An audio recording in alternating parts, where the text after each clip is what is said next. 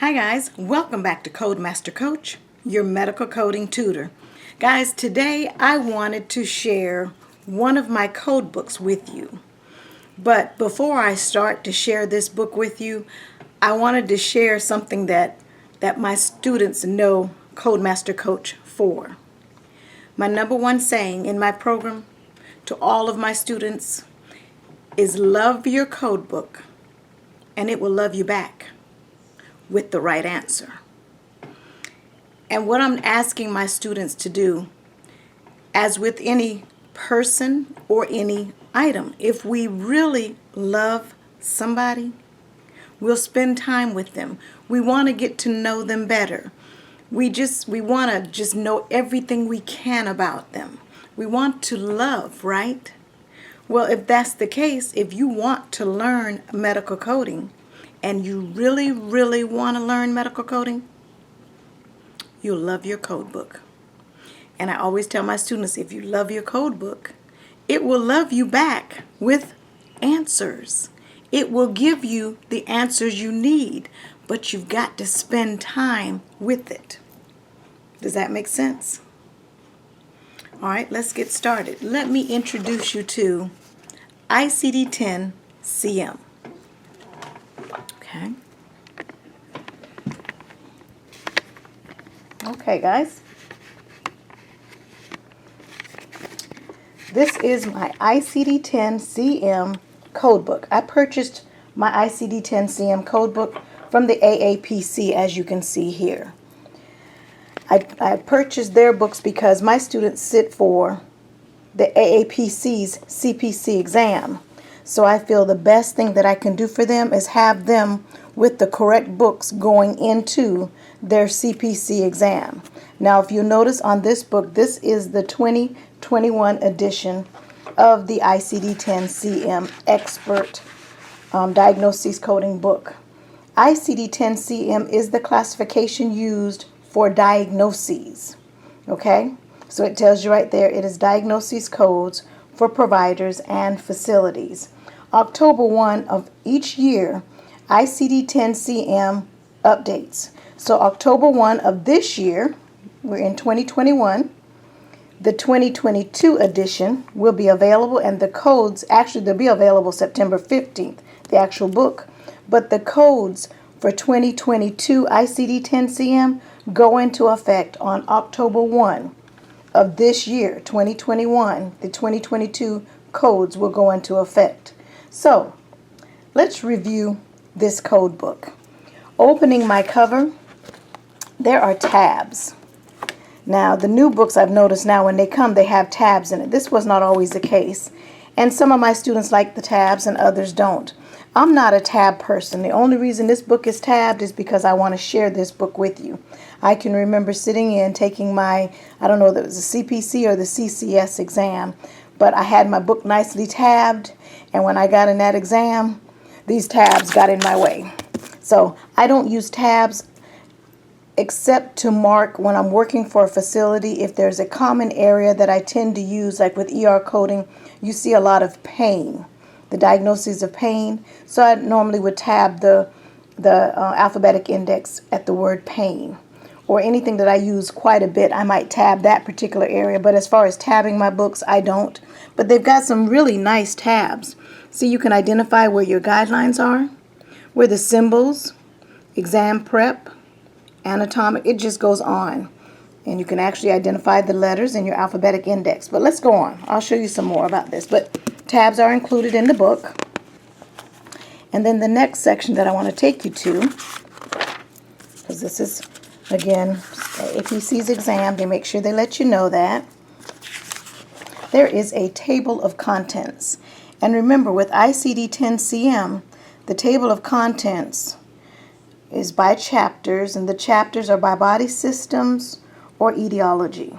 So again, you do have a table of contents. Okay. After that, your official guidelines for coding and reporting. This is fiscal year 2021 because this is a 2021 ICD-10-CM code book. So guys, guess what?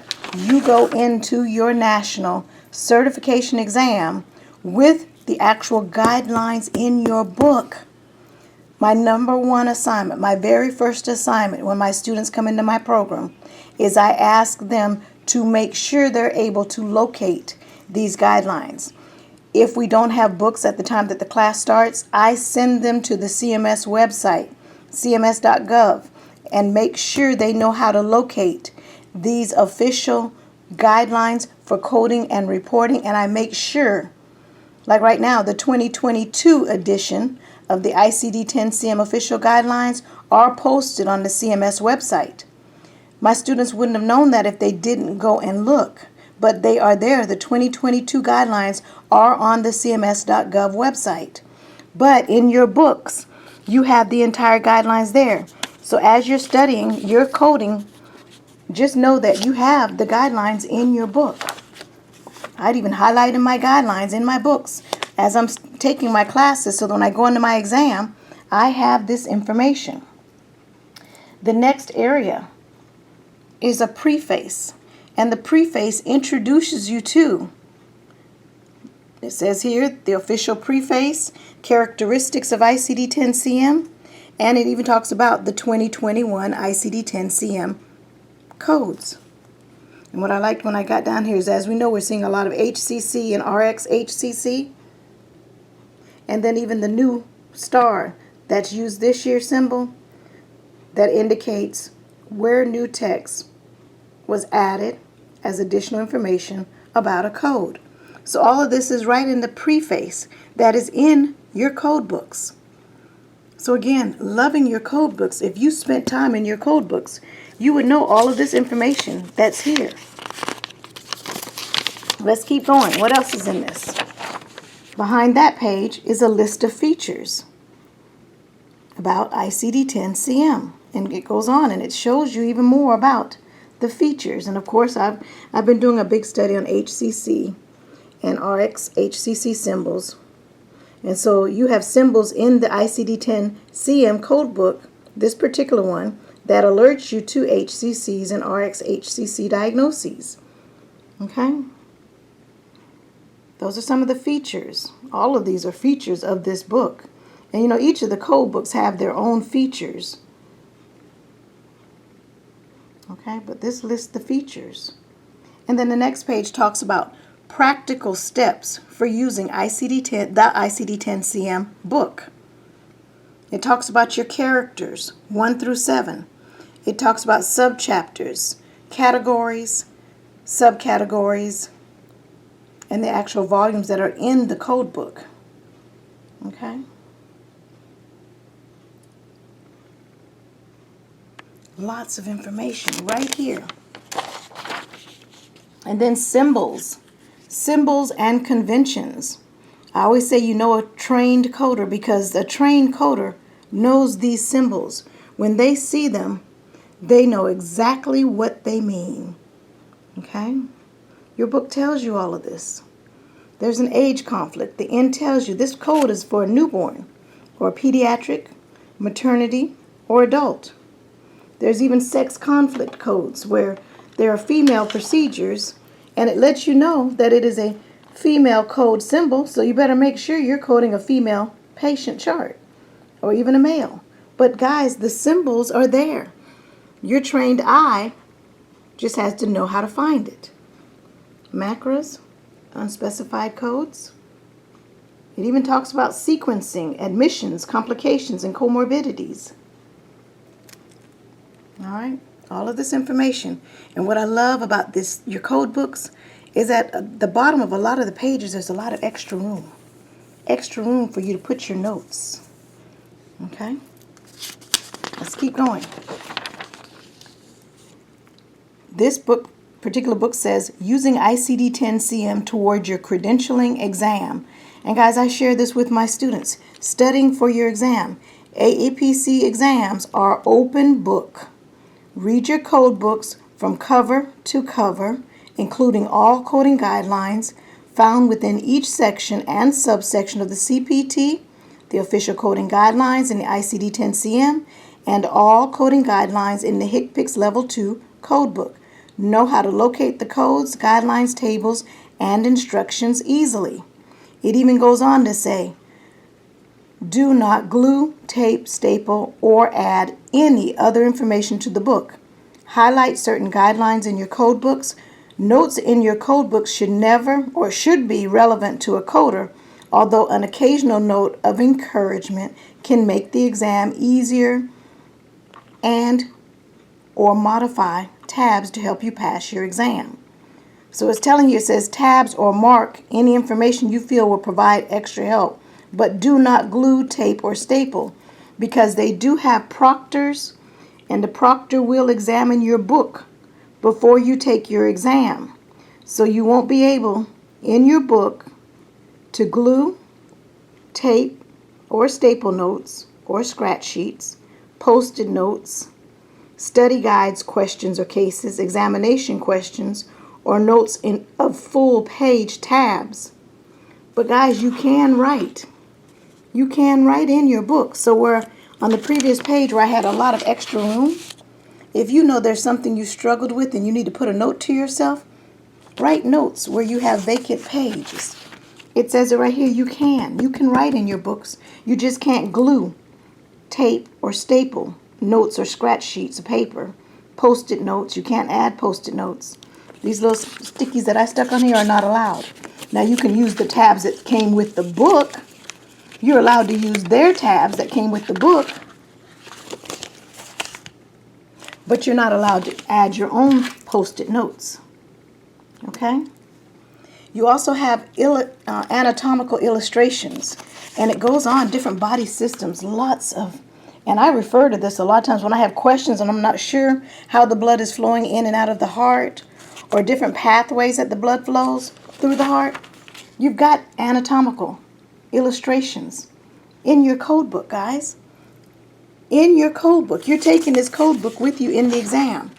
But again, Codemaster Coach doesn't emphasize just the exam. I'm emphasizing coding in general.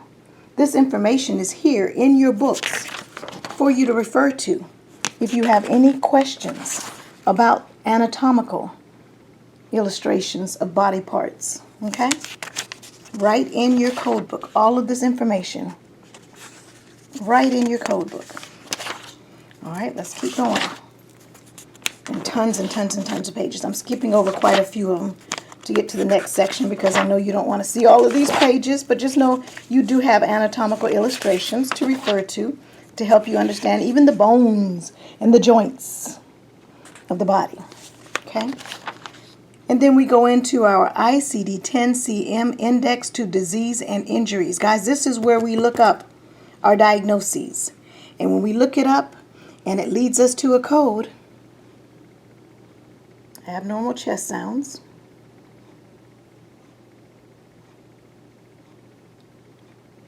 you see the code it leads us to? R09.89. That would be the code that we look up in the tabular. You look it up in the alphabetic index and it refers you to the tabular. But guys, there's some more. There is an ICD-10-CM Table of Neoplasm. Again, if we're trying to find different neoplasms, I always teach my students to look in the alphabetic index first based on the type of cancer or neoplasm, and then where it refers you to in the table of neoplasms. So then you'd find your neoplasms, and then you determine whether the neoplasm is malignant primary, malignant secondary, cancer in situ, benign, uncertain, or unspecified neoplasm. Okay? And let's keep going. Right behind the neoplasm table is the ICD-10-CM Table of Drugs and Chemicals. This is where we look to determine how to code poisonings that are accidental or unintentional, poisonings that are intentional for self-harm, poisonings that are an assault, poisonings that are undetermined, poisonings that can be an adverse effect, and even underdosing of a certain medication. Okay? And so it's in a table format in what's called the ICD-10-CM Table of Drugs and Chemicals. Imagine trying to put all of that in an alphabetic index. That would be difficult. A table makes it so much easier to put so much information. And then we go right to our ICD-10-CM index to external cause of injuries. So, Coach, you mean to tell me we code external cause? Yes. If the accident occurred because of an external cause, such as a fire, a motor vehicle accident, a train injury, we identify what that external cause was through our ICD-10-CM index to external cause of injuries, electrocution, etc. And then we go into our tabular, where we had abnormal chest sounds and it told us to go to R0789. We would look for that in your tabular list. And this is what your tabular list looks like. And this is where I was saying we have symbols. We had symbols earlier. Those symbols, see the HCC? Those symbols, because our eyes are now trained, when we look at these codes, we know what these symbols mean. Okay? Let's keep going. And they're all color-coded.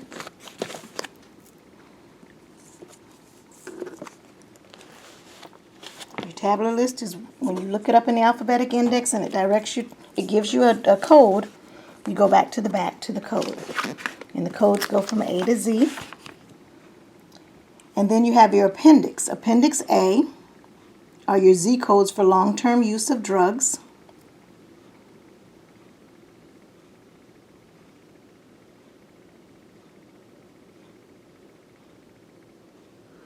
And your Appendix B, your symbols for 7th character codes. And I like how they broke it down by adult, AHA code in clinic, complication or comorbidity, CCs. But that's Appendix B, symbols for the 7th character. And then your Appendix C is a summary of the 2021 ICD-10-CM changes. And this is a quick reference of new, revised, and deleted codes for 2021. So if you ever want to know what changed from 2020 to 2021, go to this appendix. Okay? And I always tell my students with 2020 books that are in class with 2020 and they're waiting to purchase the 2022, notice they're skipping the 2021. Then get this, Appendix C, a couple of pages, and then view the difference between 2020 and what changed in 2021 based on Appendix C. Okay, guys? Lots of great information. But again, this is the ICD-10-CM, and I purchased the AAPC edition. So there's no question because my students take the AAPC CPC exam. So I try to support and purchase their books. Okay, guys? Again, love your code book, and it will love you back with the answers. All right, guys, I'll be back with CPT. Thanks.